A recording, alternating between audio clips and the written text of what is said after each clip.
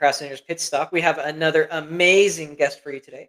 We have with us Dr. JaNee Mobley.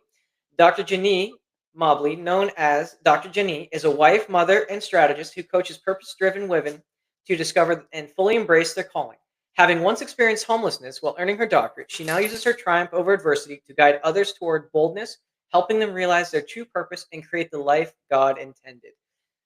Dr. JaNee, welcome to the show. Thank you for having me. Hello, everybody. We're very excited to have you, and we're going to dive right into it. But as is customary on the show, we do have a small icebreaker for you. And the question for you today is, which fictional character do you resonate with the most and why? Wonder Woman. And the main reason for me, it's about showing up and doing it boldly and confidently. So, in simplicity, because that's what I'm all about moving in purpose, being intentional about it, and being bold and brave enough and confident enough to do it. I love that. I love that one, Wonder Woman. I love that one. Now, as is customary on the show, we do talk about procrastination. So, what is procrastination to you, Dr. JaNee, and how do you define it? And what does it mean to you personally?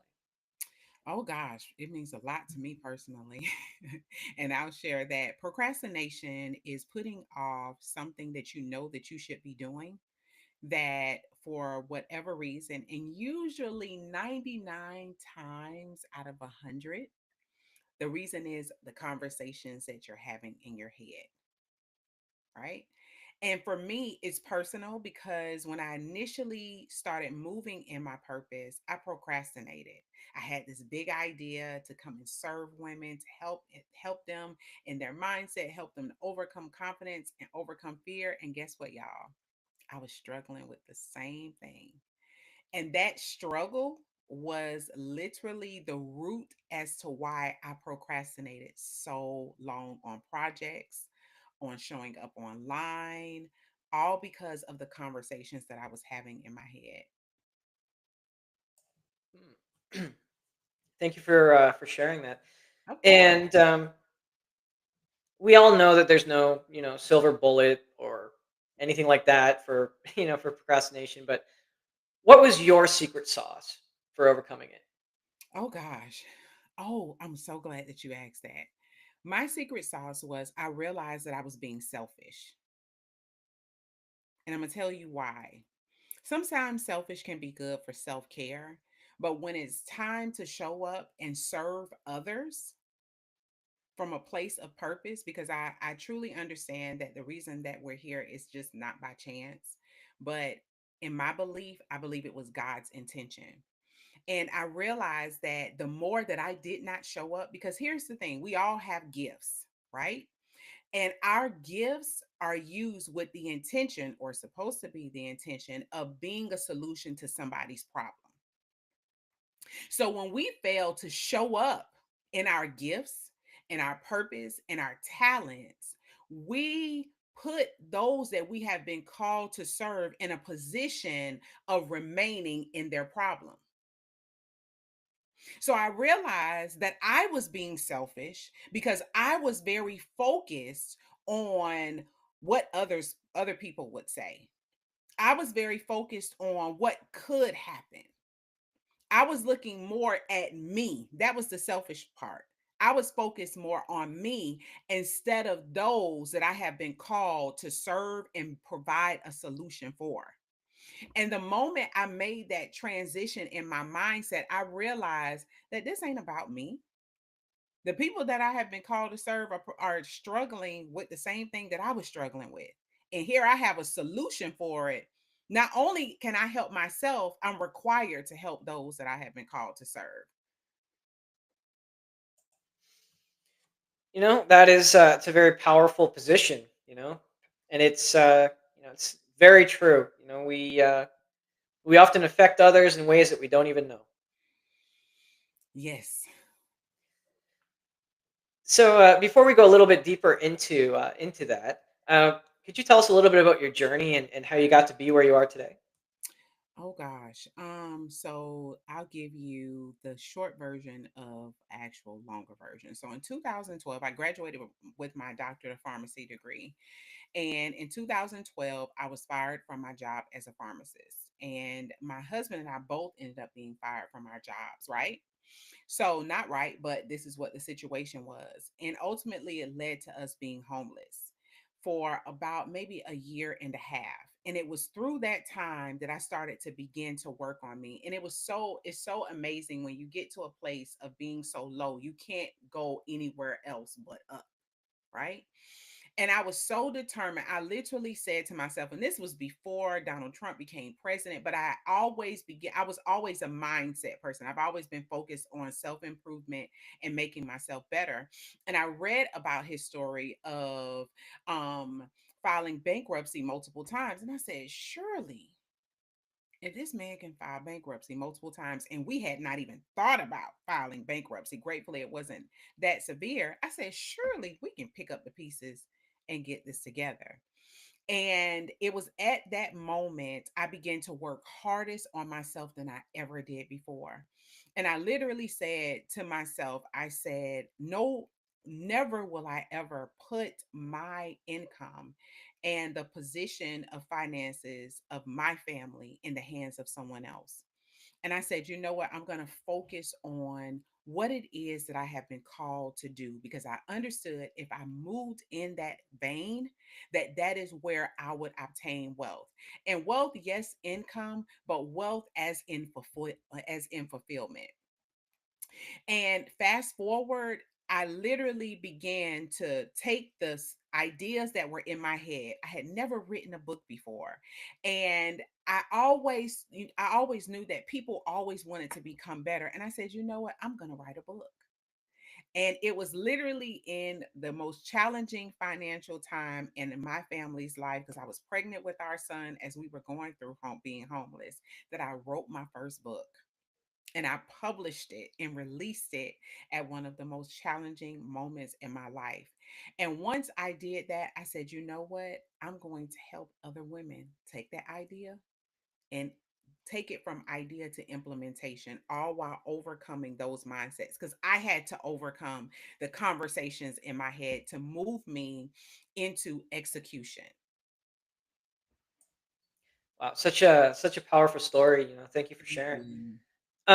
When do you think, or do you know the moment when? I mean, obviously you had the vision forever, and you had that impulse forever. But can you remember the moment when you thought to yourself finally, like, yes, this is definitely it. I was right all along. Oh gosh, I started working with a client and my clients are either currently entrepreneurs or those who have an idea or desire to be entrepreneurs. But this particular client, she was literally an entrepreneur moving in her gift.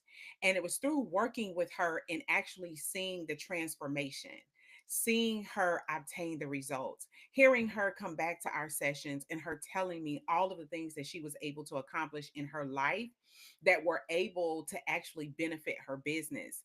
And it was at that point I said, you know what? I have something here.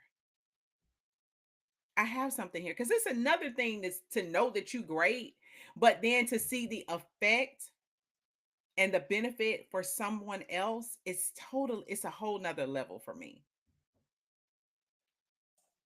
No, it definitely is. And one of the hardest things for many of us is that a lot of the times we don't even see the impact we make, right? Very So, true. um, even just smiling at somebody in the street, or telling somebody that they had that they had, they made your day, right? But we often don't even get to see that. So, it's great that you did get to see that. Absolutely. Just going back to your book. Wow, that's a lot of challenges. I bet that went into that. Um, I bet that that saying wasn't true for you. Then how they say that 98% of writing is procrastination and 2% actually doing. So I bet in your case that wasn't true. Huh? Well, I think it was a little mixture. I think it was kind of 50-50 because The when you're passionate about something, and tell me if you agree or not, but you almost want it to be perfect. You don't want there to be any flaws. And I had gotten to a place, because the name of the book is 40 Days to a Better You, and I got into like 40th day. And I'm like, okay, maybe I need to add a little, maybe I need to do this, I need to do that. And I was talking to my first coach, which is actually my friend Detrell Hawkins, an amazing woman. And she made me realize something. She said, JaNee, she said, a lot of the times people publish their books, and then even when they publish them, they go back and they republish them, they refine them, improve them, they add something to them.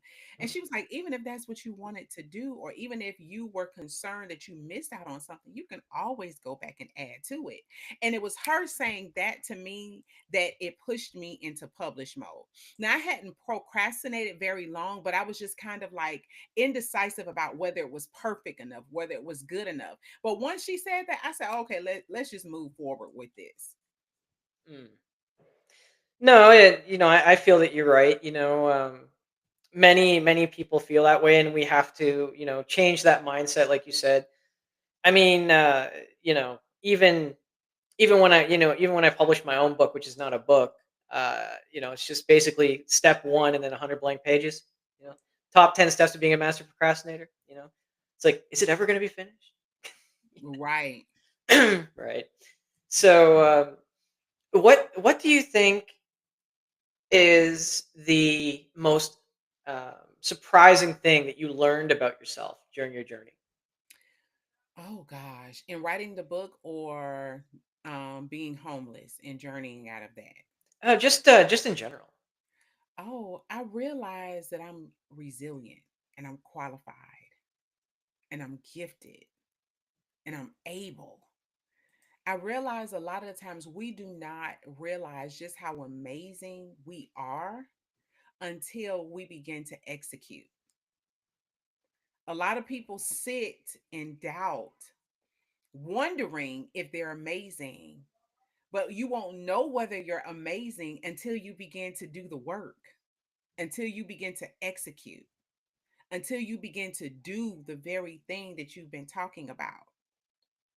We can visualize it and talk about it all day long, but it's a whole nother thing to begin to move in that thing, in that idea, in that project, in that business, in whatever it is that you desire to do. And at that moment, you'll just see just how amazing you are. And that is something that I found out about myself. In my execution, I realized just how talented, especially when the books got into people's hands and they began to read it and give me feedback. Again, hearing the testimonials, reading the testimonials, seeing and observing the success stories, hearing women have, book clubs about the book, all of that stuff. And here's the thing, if I wouldn't have executed, I still would have been in thought mode. I still would have been in idea mode, wondering how amazing this would have been. Right. So I realized that I was qualified, that I'm amazing, that the way I was created is good enough. No. Oh, definitely. Well, everybody's amazing in their own right that way for sure. I Absolutely. mean, everybody's like you said, everybody's got that purpose because even if you do the math, if you want to sit out and do math, there's like a one in, I don't know, it's like 10 or 20 trillion chance that, you'd even be here. So you definitely have a purpose. Absolutely. When you start working with people on their mindset, where do you generally start? Here's the way I think of it. Depending upon the challenge, right? So the goal ultimately is to move them from the idea into implementation, right? Into movement. So we take a deep dive into how did they get to the place of stagnation. And a lot of the times that place of stagnation stems from a root problem that they have yet to explore, or they are consistently avoiding, all because they don't want to confront it. Hmm. So I focus on acknowledging what it is that you have yet to acknowledge. Let's look at the pain. Let's look at the struggle. Let's look at the trauma. Let's look at the very experience or experiences that make you feel unqualified, that make you feel like you're not sure of yourself, that make you doubt your abilities. Because in order to pull up a plant, you can't just cut it, you got to pull it up by the root.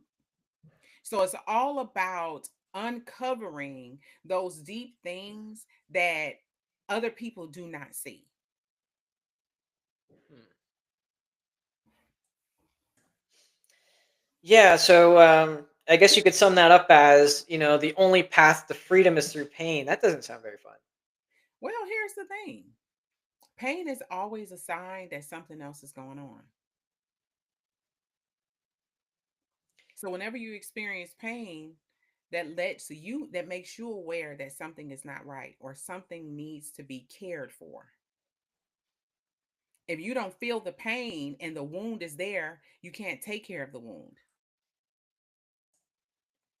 So when you're aware of something, which is the pain, then it gives you the power to care for the very reason as to why you're in pain. Mhm. But a lot of the times, people are more so focused on having to confront what is painful, but it actually positions you in a place of power to get delivered from the very pain that you're experiencing. And you have to look at it like that. Mhm. And I don't say that loosely, I say that from experiences because I don't ever want to be wrong about things. I don't want to ever be at fault. And a lot of times, even when I think about poor decisions that I've made in my life, although it's uncomfortable, when I acknowledge it, even to myself, I may not tell the world, but it positions me in a place of power to be able to heal. Mhm. Oh, I mean that goes back to self compassion, right? And just Mhm. understanding that, and this is just something that I use as a very generic boilerplate thing. You know, we do the best that we can with the information we have at the time. That information might be, incorrect. It might be, there might be something missing. Or maybe it's just wrong. And I mean, I always go back to doctors. I mean, you trust doctors, well, sort of, right? And they were telling us, but what, back in 1940, 1950, all doctors smoke camels. It's not going to kill you. Mhm. 1960, 1970, you're good. You're good. Still keep smoking them. 1970, 1980, there might be something to this cancer thing. 1990, oh, yeah, yeah, we gave you cancer. Slap a little sticker on that. Yep, my bad. So, I mean, if you can forgive them, and again, at the end of the day, uh, the one thing that we have to remember too is that nobody sets out to do the absolute worst thing they can do with the information they have, right? Right. Absolutely. S- But we What must uh, what would you say do our is best. an example? I'm sorry. I said one of the things that I was saying was a lot of times you say that people are doing their best, but there are a lot of people who are acknowledging that they aren't. I mean, who are not acknowledging that they aren't doing their best. A lot of people are in a place of hiding for the very reason, as you stated, they don't want to deal with pain. And I've actually had people tell me that. I've had a person tell me that they don't want to deal with their stuff. And I'm sure, and from what she was saying, it was ugly. But a lot of people, they look at it from that standpoint instead of understanding the benefit of healing. And people don't realize that when we look, even when, let's just look at a wound, right? If somebody stabs you, common sense would say go to the hospital, get stitched up, get it cleaned up. But if you stay home, blood leaking, dripping down your body, a few days, it's going to stink. They're going to be pus, it's going to ooze, right? All because you didn't take care of a wound and a pain that you were experiencing. Let's look at it on the emotional end.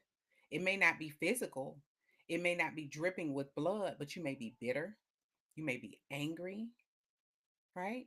You may be treating people when we go to restaurants or we go out to the public. And a lot of times, people who are supposed to be serving us are very attitudinal and disgruntled. But a lot of times, it's not personal. It's just personal to them for the things that because of what they fail to deal with and confront. So we have to be conscious of it, especially if we're talking about serving people in any capacity. And we all serve people, whether in entrepreneurship or on somebody else's job. But you cannot serve from a place of abundance and peace and joy if you lack it.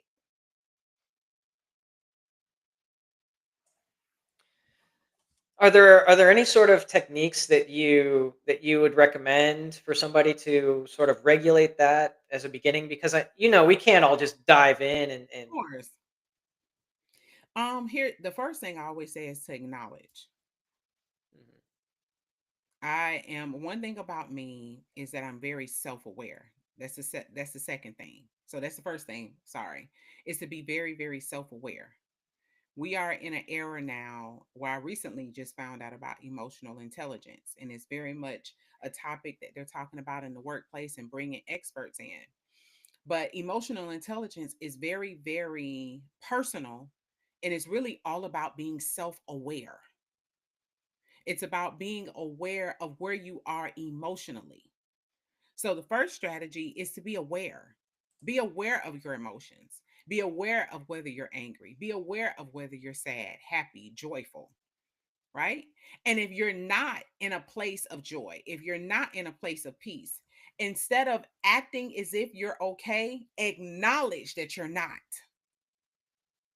Because we go back to the wound, the only way the wound can heal is when the wound is cared for. Now, I'm not saying wallow in your pain. I'm not saying stay there. That's never the goal. But the goal is when you become self aware and you acknowledge where you are, the second thing is to heal. And here's the thing, when you look at wounds, healing is a process. So it's not something that you're going to accomplish overnight.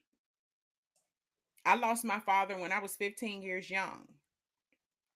And that process of grief was challenging.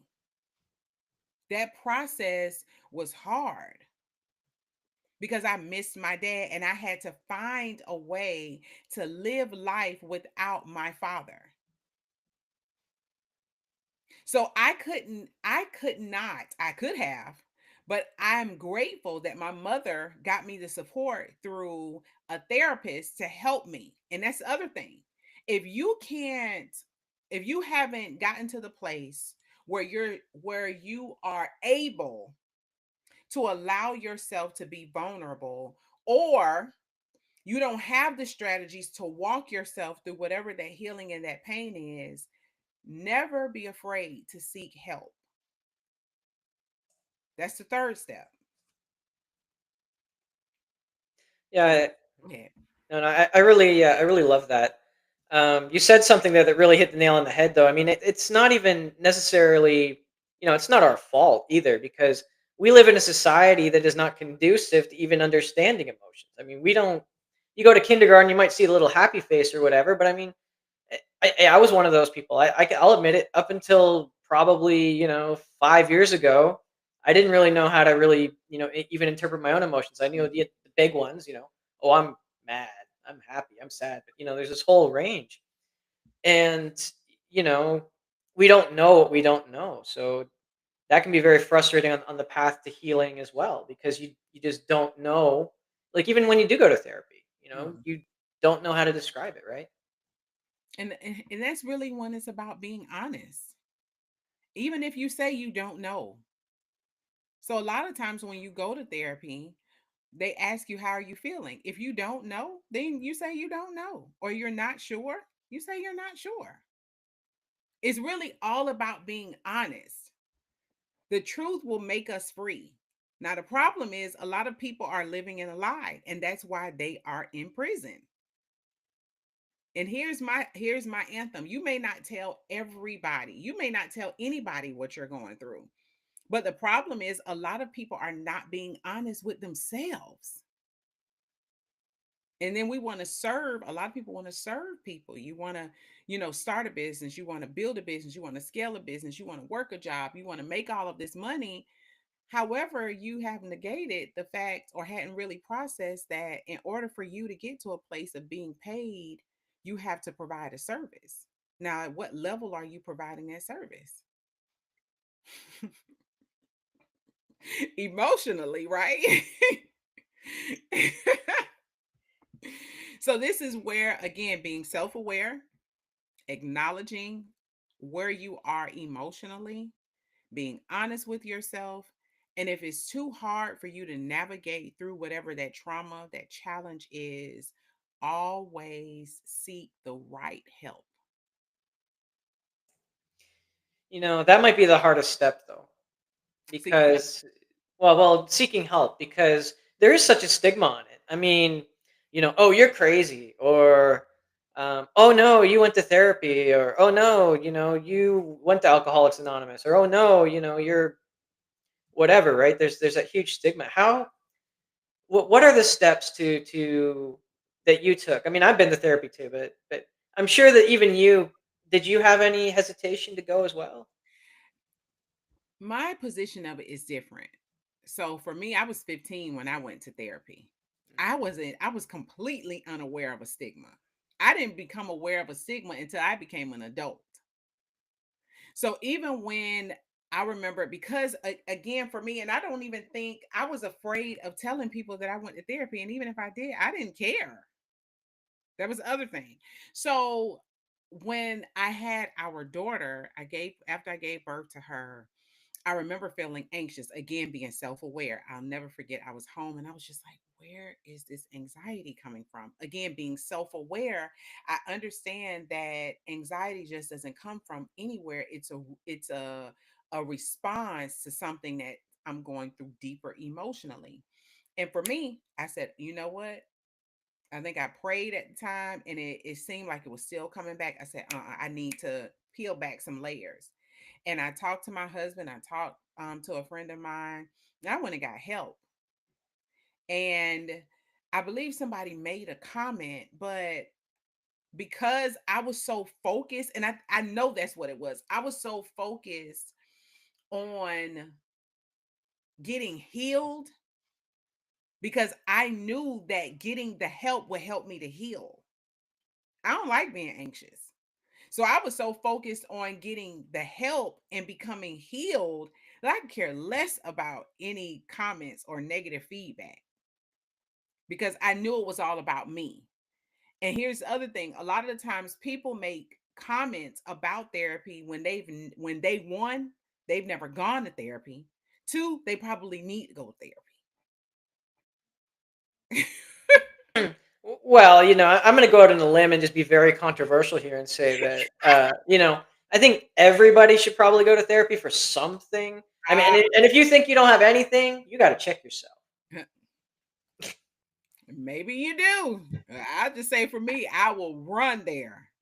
I even encourage our kids go see the school counselor. Because I want them to grow up knowing to be self-aware, knowing how to handle their emotions. And I believe that benefit that my mother gave me as a teenager set me up as an adult. So I'm not afraid to ask for help.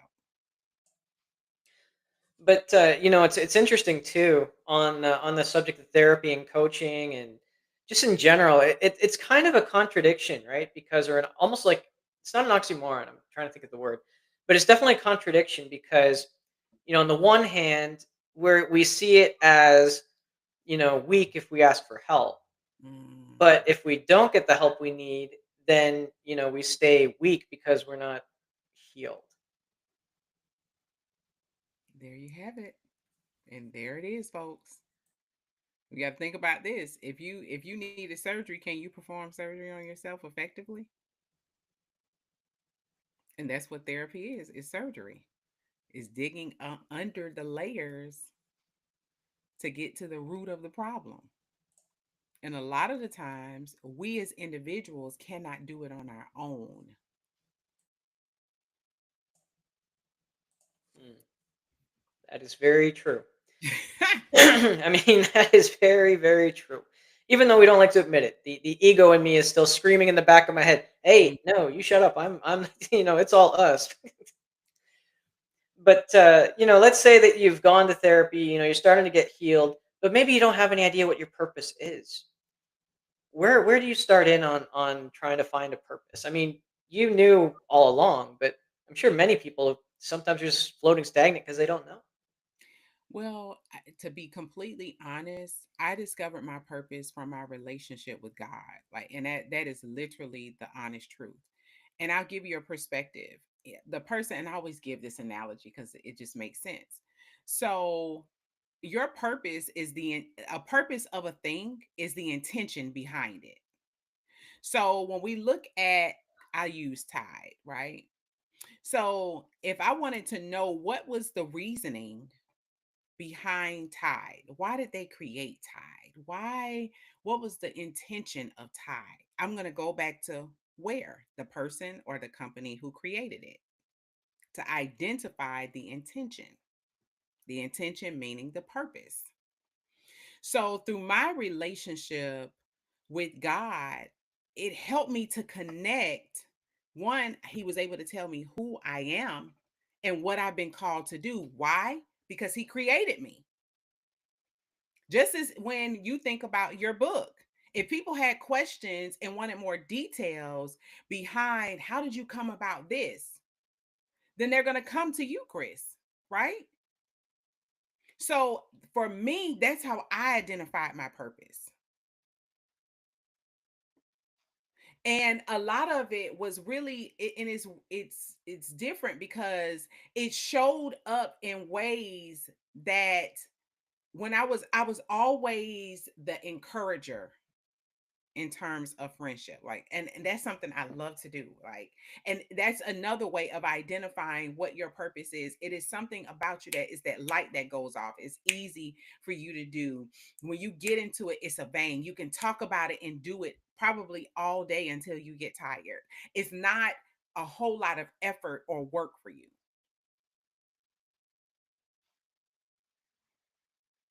So that's how I discovered mine. You hit something on the head there too, and that you know, i- I've experienced this. You've definitely experienced this. Many people have experienced it. That where does that energy come from?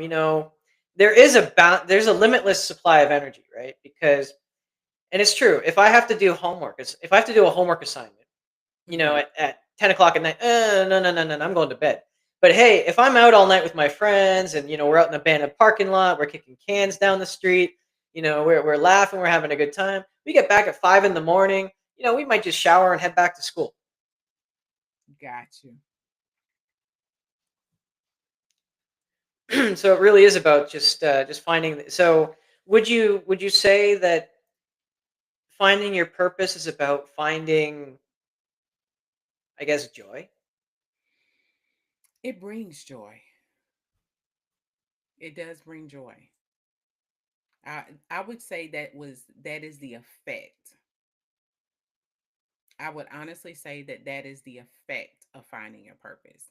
That is one of, and also a benefit of identifying your purpose. Because there are a lot of people who are making money and working jobs that they actually hate, and even building business doing stuff that they actually hate, right? But it's about that. That is the result. That is the benefit of identifying your purpose. I love that you bring that up because that goes back to telling yourself the truth, being in alignment. Because if you do something you hate for many, many years, that's going to take a toll on your mental health, on your physical health, you're going to be yelling at the husband, you're going to be yelling at the kids, you're going to be kicking the poor dog, who knows who else, right? Yeah. And when you think about it, it's another way of you becoming aware that something is not right. That's another level of discomfort or even pain for some people. But instead of exploring and going deeper, again, being self aware and acknowledging that you don't really like the job or you really don't like the career, or maybe you shouldn't have gone to school for this, you keep going because the goal in that example is probably to make money, is to take care of your family. But in reality, you aren't. Oh wow, that was such a nerve on me, man. That's you literally described like 13 years of my life. Like just Oh my gosh. yeah, it's that's a wound that I healed. But yeah, no, but I mean, so many people have that. They and it's true. We wind up working job. What was it? What was the saying? We wind up working jobs we hate to provide for the ones we love. But in the end, we often almost wind up always losing the There purpose we you were go. working for. There you go. And you end up neglecting your family, doing something that you hated doing anyway. Yeah, it's a powerful message right there. I don't think we need anything else in the show other than that. Just just don't do something you hate. That yeah, it's just doing it. Wait, there was a song like that, right? Doing something you hate for the no, King of Queens maybe. Hmm. Eyes are getting weary. Back's getting tight, but all I care about is getting home to you, and then you something like that. I don't know. But anyway, it I digress. Went off on a tangent there. Anyway, so what would be your one piece of advice? Mhm. We talked about becoming aware. We talked about maybe seeking help if you need it. But what would be your piece of advice to anyone listening right now that really wants to move forward with their idea? Maybe they know that they're not really scared anymore, but how would you tell them to get out of their own head? Ultimately, what you have created is not for you. Now, you want the benefit, of course, of income and fulfillment of seeing, I hope, the person that you have been called to serve reap the benefits of what you've created, but take it off of you. Always make it about how is this going to benefit the person or the people that I've created this for, and allow that to drive you. Think about your idea not as just a moneymaker, not as just something that people can buy because that's personal, that's making it about you, but think about it as a solution. Always think about your idea as a solution. Why? Because a solution is something that people need for a problem that they have. Whatever that problem is, you can be a chef, you can be a cook, you can be an author, you can be a coach, you can be a teacher, you can be whatever. You have a solution. And the people that you have been called to serve have a problem. You have to see yourself as what I like to call the person with the flashlight in a dark tunnel. Just picture yourself being in a dark tunnel with five other people. Nobody has a flashlight, and lo and behold, you sitting in there for like an hour, and you pad your pockets, and you feel that mini flashlight, and you pull it out, and you turn it on, and you illuminate the room with the light, and everybody goes bananas in joy because now you can help lead them out of a dark place. This is what your solution does. It leads those that you have been called to serve from a place of darkness to a place of light. But every time that you do not step up and rise to the occasion and implement your idea and market it by letting people know what it is that you have, you allow them to stay in a place of darkness. So take it off of you and make it about them. Mm. That is some powerful wisdom right there. And it's funny because every time I go back in my own life and I look at my, quote unquote greatest successes, it's always been not about me. Whenever Mhm. I've tried to do something where it was kind of, about me or my ego and yes, I've done some boneheaded stuff because of ego. It didn't turn out so well, whether Mm. that be business, whether it be personal, whatever. So, definitely right about that.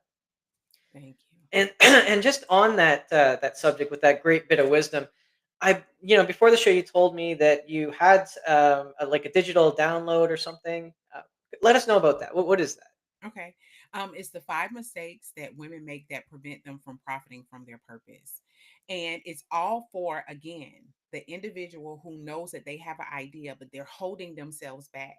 You may be experiencing fear, you may be experiencing doubt, but it's keeping you from profit, it's keeping you from impact, it's keeping you from being purposeful. And it's about me showing you the five areas that's keeping you stuck. And it's an actual video, so you get to see my wonderful face, but me actually giving you solutions to those problems. So it's something I'm very, very excited about. Oh, we're very, very excited to hear about it for sure as well.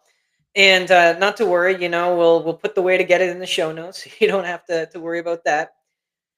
We are coming up pretty close to the time, Dr. JaNee. It was lovely having you in the show. A lot of great insights, a lot of fun, a lot of joy in this episode.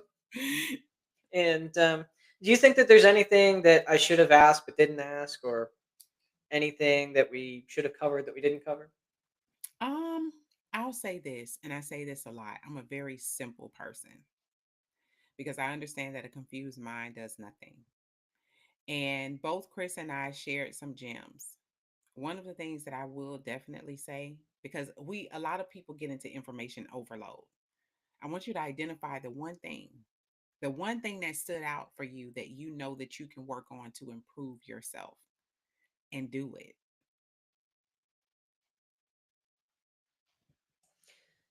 Well, that is a great piece of advice for sure, and it goes back to, finding that purpose too, find that one thing that stands out the most to you, and work on that. Wow, very good. Well, once again, Dr. Janine, thank you so much for being on the show. Thank you for having To all our listeners, thank you for tuning in. And just remember, if you can't find that motivation or inspiration for yourself today, maybe just go out and try to be that motivation and inspiration for someone else. And we'll see you again next time. Bye. Okay, here we go. Ooh, upload.